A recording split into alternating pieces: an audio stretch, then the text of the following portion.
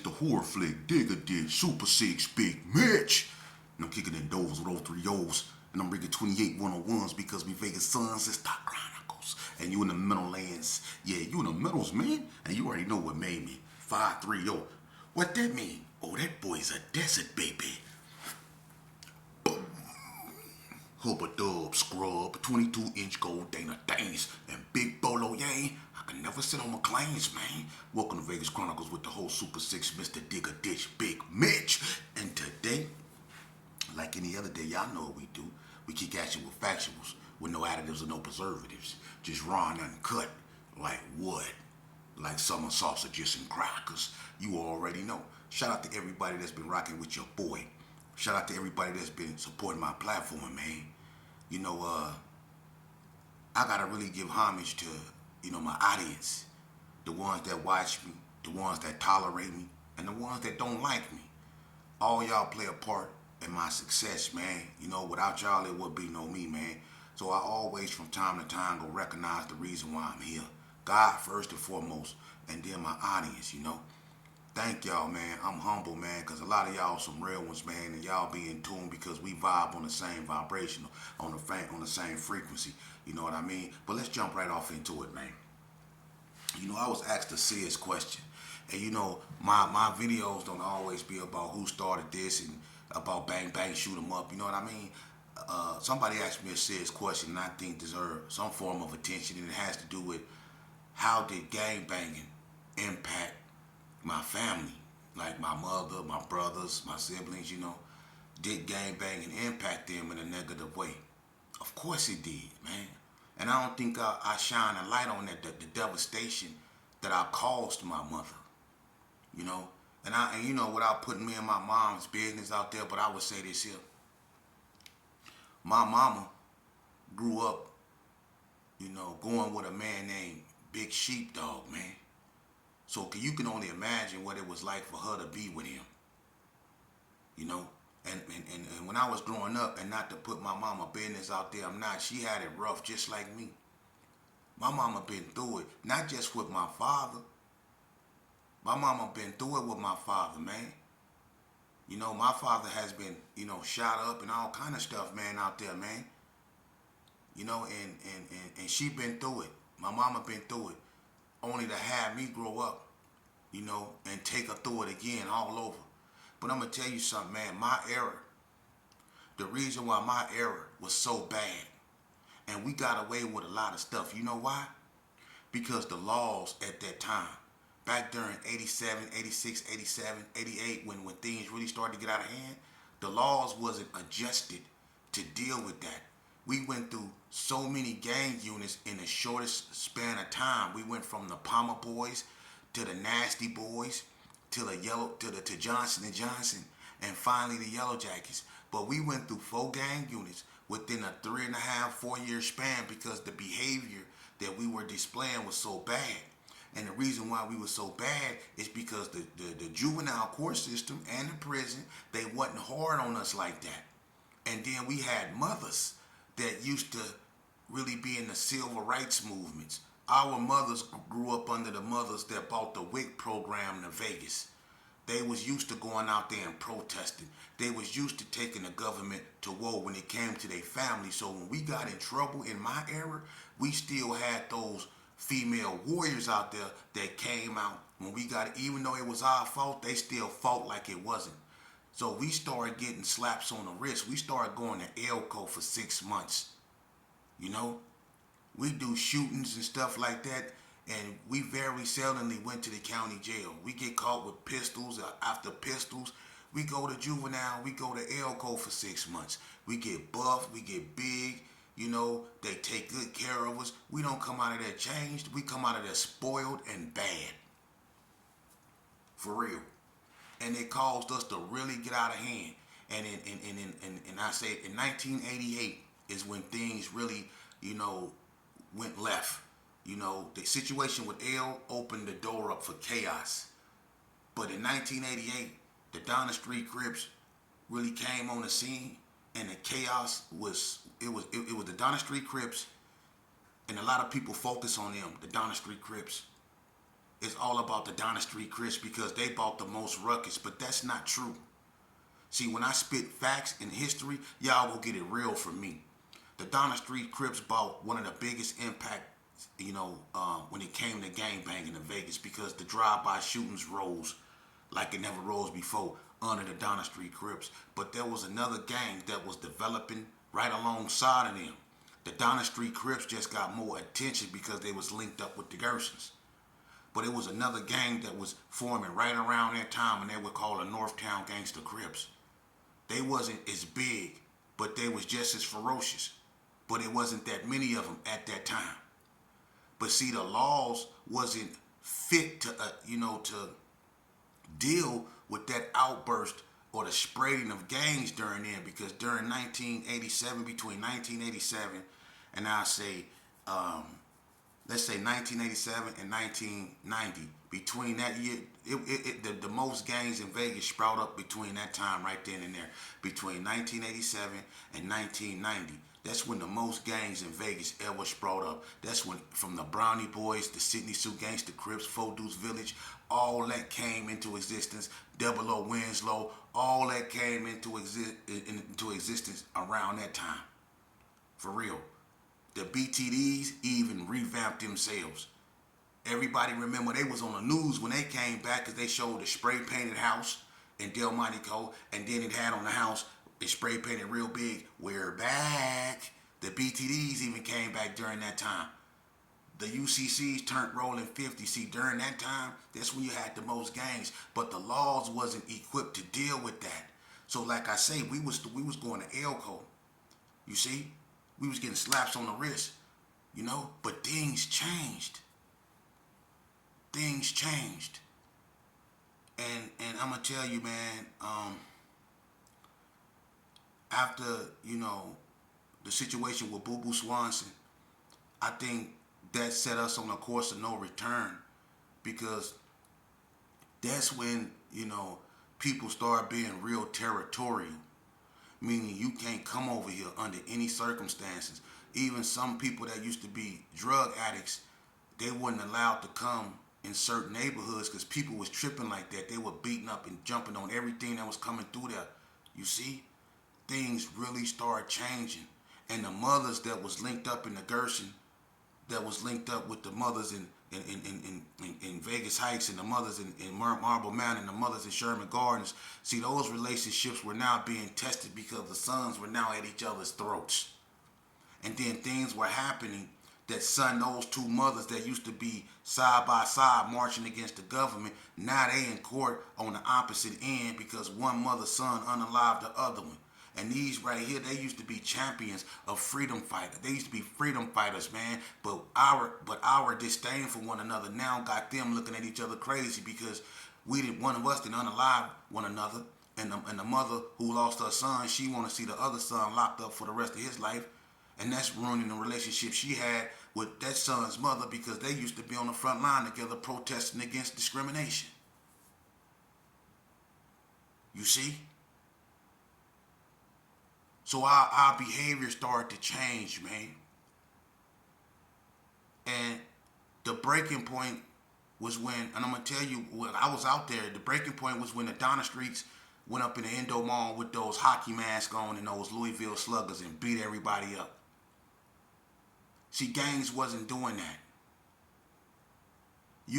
Gangs was going to football games, they was going to movies, theaters and stuff like that, and they wasn't really causing ruckus unless they ran into someone. But when the gang put on hockey masks, Dodger jerseys with Louisville Sluggers, go up in the end on ball and just beat up everybody for nothing, that's when they seen things really going awry. And that's when the police and law enforcement started adjusting the laws and the way they treated us because of our behavior. And I'm gonna tell you something. My behavior got really really bad, man, because, when they asked me, did you stress your family out? Yeah, I stressed my family out. I got a little brother, man, a baby brother named Lil Willie. And I got another brother named Corey, and I got a half brother named D. And I was an influence on them, man. And, when, they stayed in the neighborhood that I wasn't getting along with. My mama moved in Blood Turf and I was in the Gershon. But when my mama used to come over my grandmama's house, I used to be 14, 15 years old with green chucks kicked up on the table. I got a 40 ounce in my hand. I got a green rag on my head.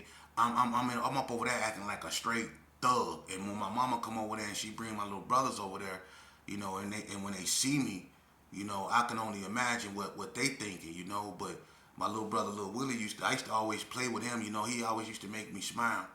But I didn't know the mental stress I was causing my mama. I didn't think about it because I was angry. I was mad. I grew up mad and I grew up angry. And I told you in my last video when they took my father from that park that broke me. So it was easy for me to embrace gang bang, and it was easy for me to hang around people that I probably shouldn't have been hanging around because I was mad. I was full of anger. You see? And the things that I was doing, women have intuitions for you youngsters up out there. Y'all need to hear this. Your mama have an intuition. I used to put in work. I did something in the brownies one day. I'm not going to even lie. I did something. It was bad. I put in some work in the brownies one day, right? And the next day, my mama called my phone, right? It's like 12 in the evening. I didn't go to school or nothing because I was scared. I did something bad, right? So I'm at home and my phone ring. I get on the phone. My mama say, "Who got shot over there? She had arms." I broke out the door. I dropped the phone and I broke. Because I'm thinking the police finna run up in there. And she was just waiting on me to answer the question. I thought she knew what I did. And she couldn't have. She couldn't have because she was at home. But I broke out the door. I dropped the phone and I was gone. I was all the way over there on 40 block. For real. Because my mama called me because her intuition just left. She probably didn't know I, had something. But it's just like she knew. But that's the power of a woman's intuition. So when we get into something, man, trust and believe, our mama feel it. Like when something happened to us, our mama feel it. And it's cold right here because I did a lot of time in prison and you youngsters can't lie and a lot of y'all can't. See, I seen your face and the looks on y'all when y'all got that phone call. That phone call we all dread. That phone call when they tell us that our mama was called home. That phone call. See, I done seen that and I done seen some dudes even, unalive themselves behind that. I done seen some dudes go off the helm, get medicated up, never came back because they lost their moms, man. Y'all, the ones that's blessed to have their mamas, y'all love y'all moms, and I know y'all do. Who fight for y'all when y'all be in court looking at all that time? Or when the police running up in y'all house and y'all know y'all did something? Who down enough to hide you when everybody in the streets turn their back on you? Your homeboys, and y'all all been through it. We done all committed that ultimate sin. And unfortunately, a lot of us had to learn the hard way. Like I said yesterday in my video, it's a thin line between love and hate when it comes to you and your homeboys, especially if you do something. If you pull that trigger and you commit that ultimate sin and it's an APB out for you, brother, you gonna see who your real homies is. And 9 times out of 10, if your mama in your life, that's gonna be the one down with you and she gonna do what's best for you. Even if you don't like it, your mama love you. She gonna do what's best for you. Your homeboys gonna do what's best for them. Believe that. Your mama go put you before her. That's the woman that went without eating so you can eat. How many of your homeboys ever went without eating so you can eat? Think about that. And then when they do find out where you at and they come up in your house all disrespectful, you know how them people do, especially when you want it for something bad. They gonna come up in that disrespectful. Who fight them with you? Your mama. I'm gonna tell you youngsters something. Y'all remember that case with that youngster? His name was Terrell Young. It was 4 of them. Y'all remember that case? Those 4 youngsters that robbed those white boys and they unalived those white boys and they only got a PlayStation and a little drugs. But one of those cats is sitting on death row right now, and all of them they got all day. Tiny Boo, Terrell Young, Scarface, and the other one. It was 4 of them. But I'm gonna tell you something. Every time Terrell Young went to court, he caused a disturbance because he liked fighting the COs, right? So that boy behavior got so bad to where they had to put him in a shock vest because he was so violent. He was taking flight on them. He was all over the news. But when they finally got his case, over with, and they sentenced that boy, when they found him guilty, you know who tripped out in that court and fought, and you heard her screaming, kicking, and she went to jail? His mama. His mama. And that woman fought with she fought. And they drug her up out of there, but she knew she wasn't going to see her son no more, that was it when they found him guilty. Of 4 of them? You should have seen that woman kicking and screaming, and you can hear it in her voice, the pain, the hurt, the fear. That's what we do to our mamas, man, when we put ourselves in position. We always say we love our moms. We be ready to knock a dude head off if they say something about our moms, especially if she passed on, don't we? Every time y'all always get into something, when you want to let a dude know you really serious on my mama, on my mama, on my mama. Oh, y'all serious when you put it on your mama. Your mama is holy ground, but we don't treat her like that. I put my mama through so much stuff. I've been to Elko 3 times. I've been to Caliente. I've been to Tennessee twice. You know what I put my mama through?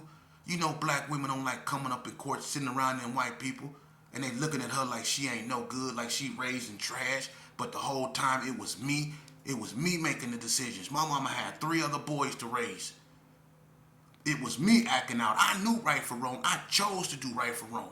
I chose to do wrong, but I knew right from wrong. But my mama had 3 other boys to raise, man. You see the stress that we be putting on our parents, man? So when people ask me, have gang banging affected me or my siblings? Yeah, I took my family through hell, man. That's why I'm sitting in front of this camera with this ugly mug trying to tell y'all. Just take one moment, youngster, and think. Listen, one thing for sure, homie, 2 things for certain. You don't got nothing to lose thinking. Thinking is free. I don't understand why it's so hard. Thinking is free. It is. It's fronting what cost you. When you start fronting instead of thinking, and when you fronting, you just acting. You get it? When you fronting, you just acting. Yeah. And you just acting. But I'm gonna tell you something, man. Your moms, and a lot of y'all love your mom. Y'all love y'all moms. Think about y'all. If you lucky to still have your mama in your life, man, go tell her you love her, kiss her. Tell her how wonderful she is, because that's your real superwoman. They don't make them like that no more. That's the one that's done tall through it with you all. That's the one that's done tall with you through it all. Your mama. Your father, if he happened to have him in your life, man. Your parents. Let's think about what we took them through, man. You know, I do all the time. I do all the time. Because, see, I'm going to tell you something. The most eeriest sound you will ever hear in life is a mother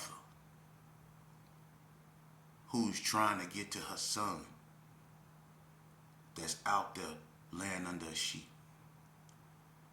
That's the most eeriest sound you will ever hear. It's unnatural. When they be yelling, God, please, that's unnatural. And that's why a lot of y'all feel it when you're on the historical west side.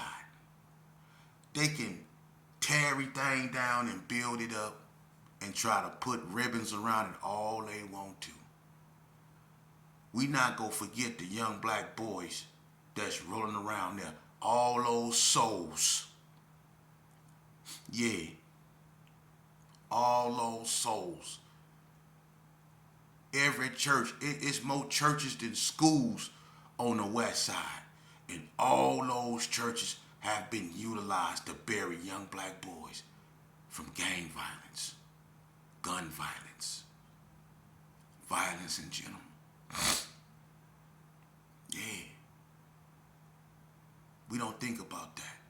So no matter how much they reinvest in the West Side, they can't change the fact that it's so many young black boys that's gone. And the mothers, they not at peace with that. So when you on the West Side, you can feel the unsettledness of it. You can feel it in the North. It's eerie. Y'all feel it. We all feel it. When you drive through there, ain't no self-esteem. Ain't nothing to walk around with your head up high for. And I feel bad for those youngsters because they walking through that. And the people that know, y'all know, on Martin Luther King and Carey alone, the Gershon Park Kingsmen and the Rolling 60s have unalived over 26 people in that vicinity alone. Not the police, not the KKK, not the Neos, not the Hispanics, the blacks. The Gershon Park Kingsmen and the Rolling 60s have unalived 26 people. Some of them was females. One of them was even a deacon. Let us not forget. And if you know, tears should be coming out your eyes too.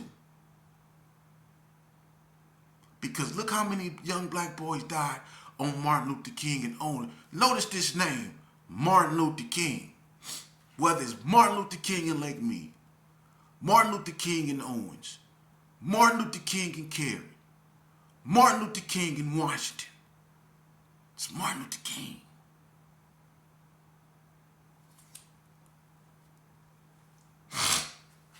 And it's the saddest part. I had a little brody named Christopher Smith. They called him Manishwack. He lost his life by a Martin Luther King statue on Martin Luther King.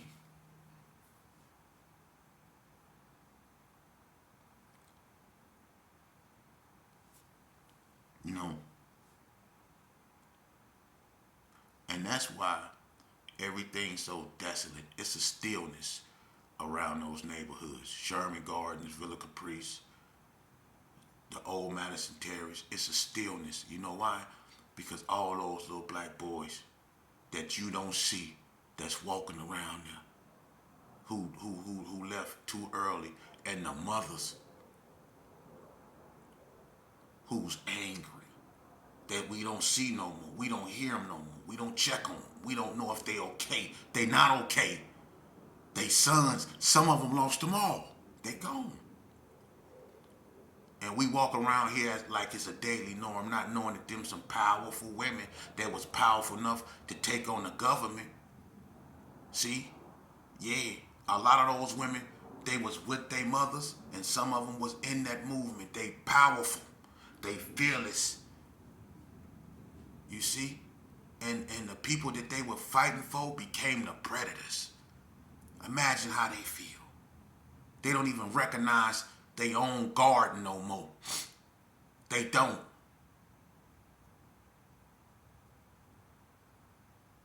They don't recognize their own garden. And if the West Side was a garden, what you think it'll look like? Think about it. After what we done. See, our grandmamas and our mothers, they watered it. They made sure we had Gerbers, Similac. They made sure we had programs. They made sure we had arcades. They made sure that we got a fair shake. But what did we do? We took everything that our families, our grandmamas marched for, and we tore it up. We tore it up. We stopped doing community-oriented things. We started drawing out territory. You can't come over here. You can't come over here. The popsicle truck couldn't even come into Gerson. And I'm not going to even lie, I robbed him. I did. I played a part in that, man. So I know. That's why I'm sitting up here telling you. This the honest to God truth. We tore our neighborhoods up and we never came to terms with that.